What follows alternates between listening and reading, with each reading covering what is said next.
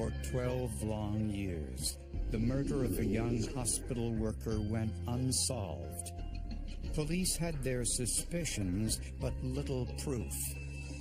But an old used tissue told a story far better than any eyewitness.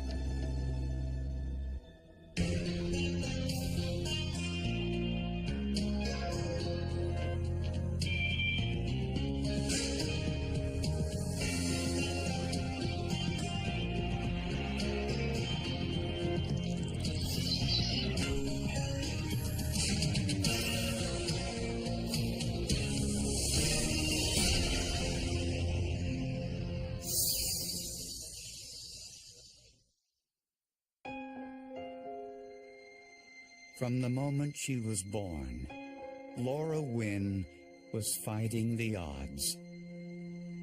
She weighed 1 pound and 14 ounces, 3 months premature. But she was so determined to live that she made it, and they took her home, and she was blind in one eye from the incubator at that time. And she also had a paralysis on her right side. As Laura grew up in Poplar Bluff, Missouri, she slowly overcame these physical challenges and emerged as a gifted student.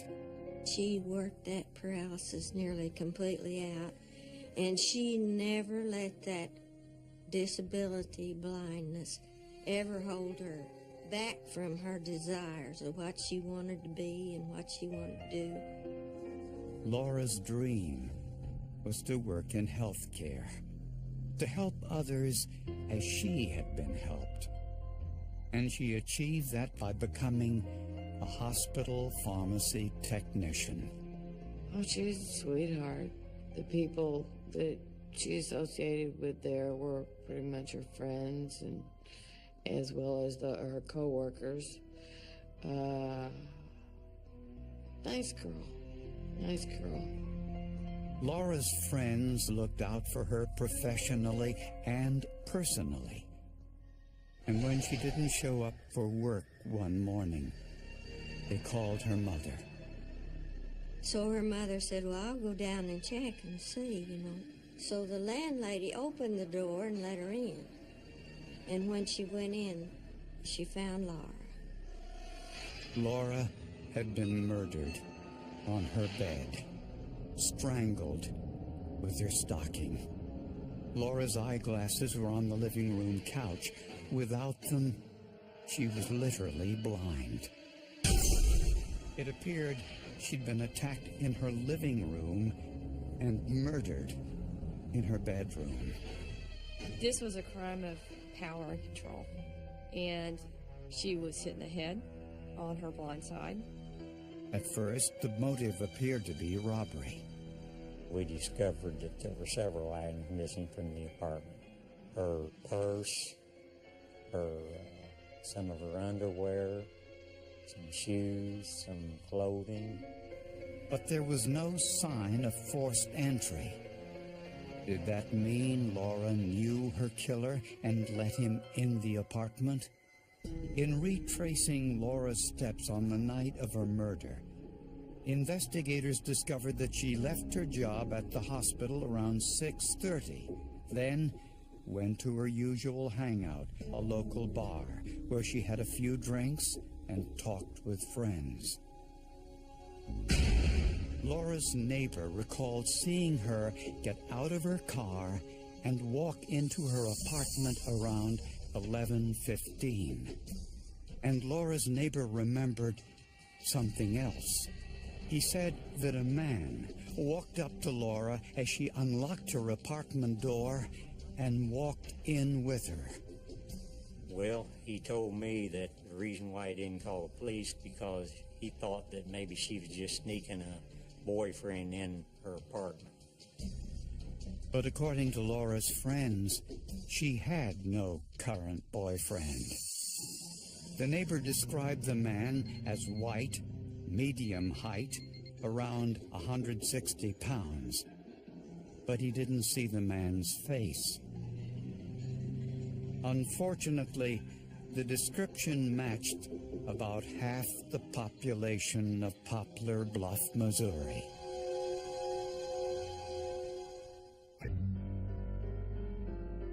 Laura Wynn's autopsy tissue. There looked to be biological evidence on the tissue. Unfortunately, at the time, the sample was too small for DNA testing. Investigators also found 2 foreign hairs in Laura's living room. These were sent to the lab and found to be pubic hairs of an African American. But this didn't match the description given by the eyewitness, who said a Caucasian followed Laura into her apartment. If you know anything about hairs, hairs fall off of people all over their body every day. She also had a friend who was an African American who'd been in her apartment and had helped her ready her apartment when she moved in.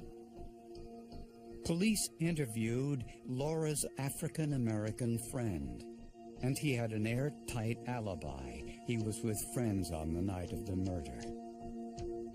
With no solid leads, police turned their attention to the bar Laura visited before she returned home. When investigators questioned patrons of the bar, they learned that Laura got into an argument with Sam Freeman, a 26-year-old veteran of the U.S. Army. Laura had accused him of hustling these 2 young men playing pool. Whatever happened wasn't something that came to blows, but there was a disagreement over a pool game, and Laura had confronted him. Candace Shipman was working the bar that night. She said the altercation was minor. Just got a little loud, then they quit, and it seemed okay, you know, normal stuff that would happen in a bar. Several bar patrons said Freeman left the bar about 20 minutes before Laura did. And his parents said he came home a short time later and stayed there the rest of the night. Investigators also discovered there was another man in the bar that night, Laura's ex-boyfriend, Robert McSwain. She loved him. She was head over heels in love with him. She was just smitten. He could do no wrong. You know, and it was an on-again, off-again relationship. Friends said Laura hoped him, said he went directly home from the bar on the night of the murder, and family members backed up his alibi. There was just no closure to it, because we just kept thinking someone's out there and we just don't know who it is. And not only that, but it was the hurt of losing her and giving her up when she was such a worthwhile person and she was so good to everybody. And we just couldn't see any sense in it. Months passed, then years, and Laura's family lost hope that her killer would ever be brought to justice.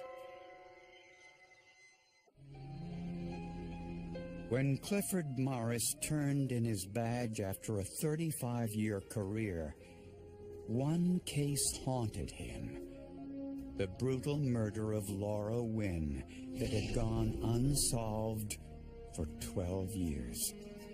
On his last day on the job, he handed the case file to one of his most trusted colleagues, Detective Tim Davis. I asked him to look into it again. I know he's a good forensic man, and told him to go ahead and reinvestigate that and see if he couldn't come up with something. And Davis did just that, looking for anything that could be reinvestigated. It was never a closed case. Up to that point, all the proper things that needed to be done were done. Detective Davis decided to go back and re-interview everyone who was in the bar with Laura Wynn on the night she was murdered. And his interview with Candace Shipman, who was bartending that night, provided an important lead. She informed me some things then that she thought was pertinent to the case that she wanted to share. Shipman said there was more going on between Laura and Sam Freeman that night than just an argument about the pool game. Sam flirted with Laura. He tried for her affections.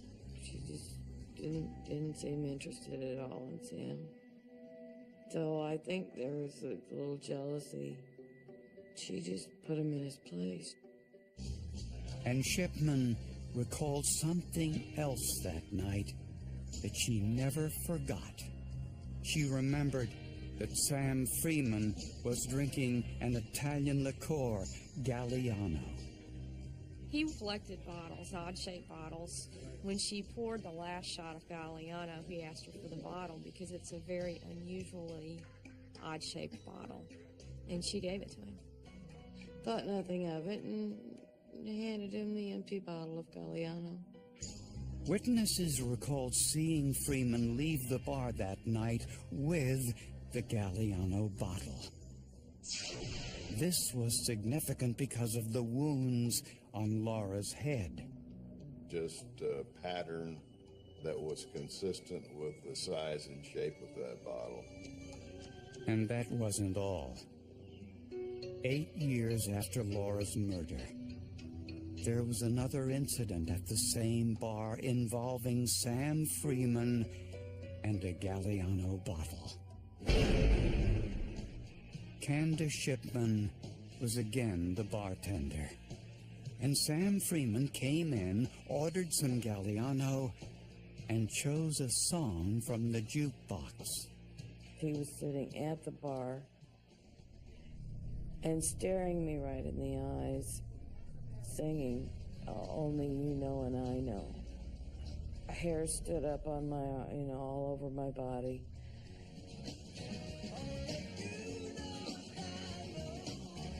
She was sure Freeman was trying to tell her something. With singing the song, "Only You Know and I Know," and staring me down. I was convinced that he had gotten away with murder and was flaunting it in front of me.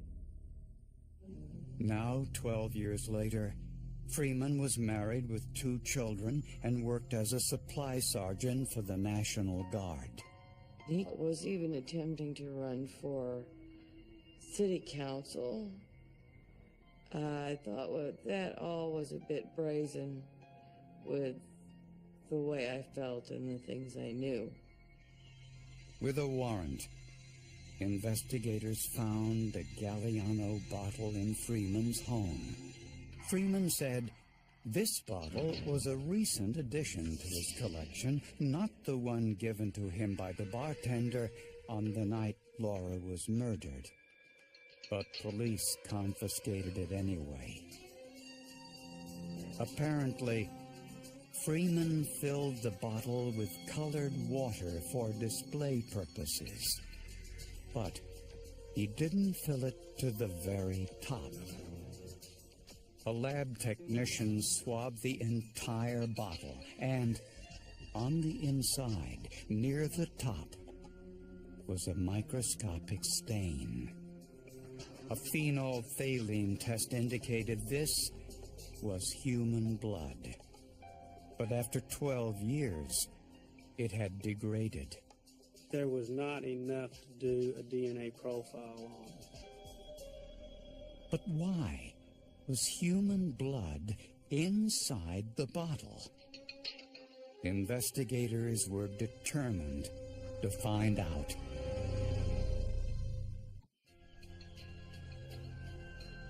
When human blood was discovered inside the Galliano bottle in Sam Freeman's apartment, investigators suspected he was responsible for Laura Wynn's murder. According to witnesses, Sam Freeman and Laura Wynn argued on the night of her murder. Laura accused Sam of hustling some young boys in a game of pool. Afterwards, Freeman had a few more drinks and asked the bartender if he could have the empty Galliano bottle for his collection. At 10:45, the bartender announced that it was the last call for drinks because the bar was closing at 11 p.m. According to witnesses, that's when Sam Freeman left the bar with the Galliano bottle, since he knew Laura would have to leave at closing time. Laura lived only a short distance from the bar, and when she got home around 11:15, prosecutors believe that it was Freeman who forced her inside and struck her in the head with the Galliano bottle. He then took her into the bedroom, assaulted her, then strangled her to death with her own stocking.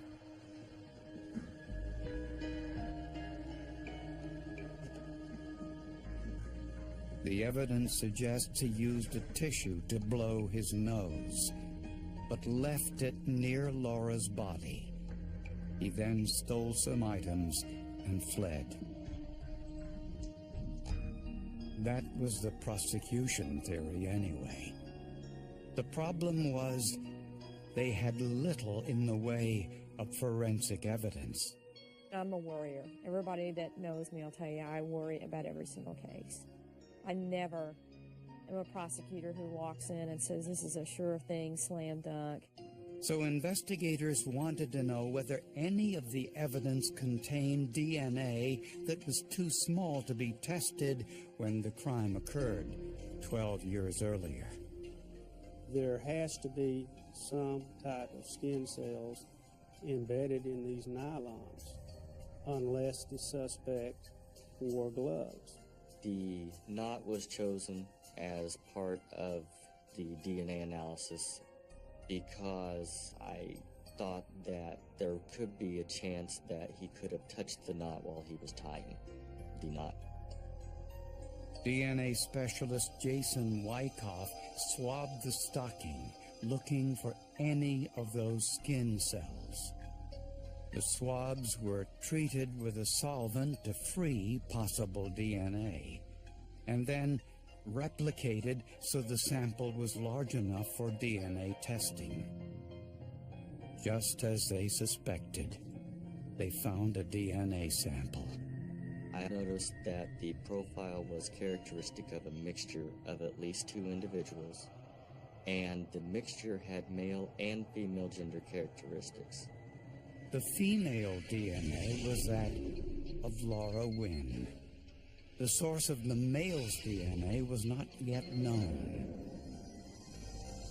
Wyckoff analyzed the paper tissue found underneath Laura's body with an alternative light source, which revealed a bodily fluid, possibly mucus. He then cut a tiny piece of tissue and put it into a detergent that dissolved everything but the complex molecules. A PCR DNA analysis once again provided useful information. The majority of the DNA appeared to have male gender characteristics. The last step was to collect a DNA sample from Sam Freeman. When we first informed Mr. Freeman of why we were there and who we were, it was like at that instance he had just went into shock. I had a shocked look on his face. His demeanor totally changed. That I couldn't describe, only others maybe the face of fear. Before taking his DNA sample, investigators asked Freeman if he had ever been inside Laura Wynn's apartment. Did you ever date her? Had you ever had sex with her? Had you ever kissed her? Did you know where she lived? He stated no, no, no to all these questions. But the DNA from Sam Freeman's saliva sample matched the skin cells on the ligature and the mucus on the tissue. I would expect the profile from the tissue that had male gender characteristics to show up once in every 6.131 quadrillion people tested in the Caucasian population. The only way possible that Sam Freeman's DNA could have been at the scene in the home was the fact that Sam Freeman was there and was the killer. After 12 long years, in September of 2005, Sam Freeman was arrested and charged with Laura Wynn's murder. Prosecutors believed the motive was clear. Here she is, this woman, small woman, dressing him down in front of all these guys. And here he is, Mr. Military, Mr. Macho Man. He wasn't going to put up with it. I think he was embarrassed, humiliated, rejected, spurned, and that this was a crime of power and control, and he got the ultimate last say with Laura Wynn with this crime. During the trial, Freeman's defense attorney pointed to the 2 foreign hairs in Laura's apartment as proof that someone else killed Laura, and also reminded the jury that the eyewitness's description didn't match Freeman either. I mean, they argued reasonable doubt, which was a smart argument to make. But prosecutors maintained that the DNA evidence was concrete proof. I think what happened here was that Sam Freeman didn't realize in 1992 he could leave a piece of himself at the scene other than semen, blood, or fingerprints, but he did. In September of 2006, the jury found Sam Freeman guilty of first-degree murder. He was sentenced to life in prison without parole. I want people to have hope and never give up. Never give up on justice, that someday it'll come about. If it had not been for the proper collection and preservation, it doesn't matter how much someone does 13, 14 years later in an investigation. If you don't have the evidence, you don't have a case.